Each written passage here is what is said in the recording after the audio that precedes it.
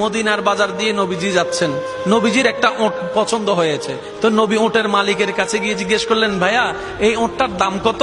ওই দামাদামি হলো, নবী সে দামে কিনতে রাজি হলেন, কিন্তু নবীর কাছে তখন অর্থ ছিল না। তখন নবীজি ওনাকে বললেন, আপনি আমাকে ওটটা দেন, আমি এখনই গিয়ে আপনার সেই প্রাপ্যটা পাঠিয়ে দিচ্ছি। ওটের মালিক ওনাকে ওটটা দিয়ে দিলেন।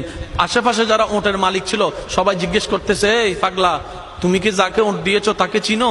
বলে যে না। নাম জানো? বলে যে না। পরিচয় জানো? বলে যে না। ঠিকানা জানো? না। তো তুমি যে ওটটা দিয়ে দিলা, উনি যদি ওটার টাকাটা না ফাটায় তখন তো তুমি লসের মধ্যে চলে যাবা। সে ওটের মালিক বলে, এত সুন্দর নুরানি চেহারাওয়ালা কখনো বাটপার হতে পারে না, কখনো চিটার হতে পারে না, কখনো মিথ্যুক হতে পারে না।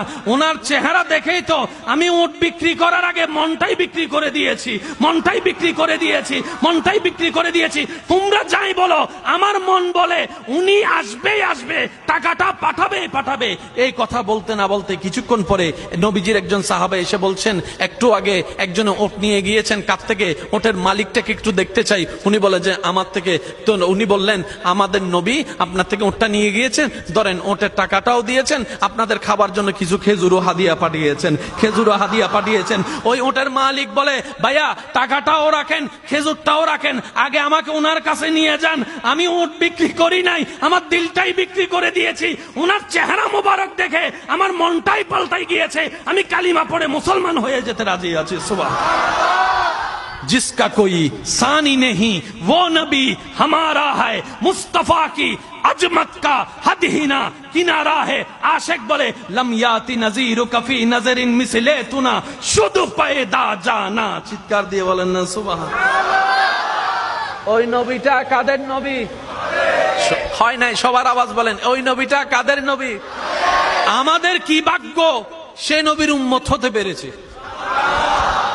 আর একটু জোরে। প্রত্যেকটা বান্দাকে আল্লাহ জীবনে একবার সুযোগ দেয় দেয়, সে যে ধর্মেরই হোক, একবার সুযোগ আল্লাহ দিবেই দিবে, কিন্তু সুযোগটা কখন আসবে আল্লাহ জানায় না। তো সেজন্য ওয়াকুনু মা সাদিকিনের আয়াত আমল করতে হয়। আর একটু জোরে বলি না সুবহানাল্লাহ।